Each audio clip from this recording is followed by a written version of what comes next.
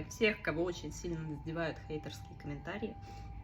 Я сейчас вам подскажу, как за полминуты буквально научиться делать так, чтобы тебя они вообще не беспокоили, абсолютно совершенно. Вот смотрите, вы когда открываете, видите какую-нибудь хреноту, которую высрал человек, вы просто к этой хреноте добавляете либо слово «я», либо слово «мне». Вот, и получается, вы просто читаете вот вдобавок с этими словами.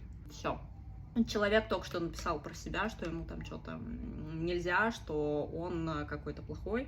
И это может на самом деле показаться странным, но по факту так оно и работает, потому что мы все абсолютно всегда пишем и высказываем свое мнение только на то, что нас задевает. А нас задевает только то, что у нас внутри. Соответственно, если кто-то вам написал хуету какую-то собачью, то, очевидно, это человека беспокоит, а не вас. Вот и все. Пользуйтесь.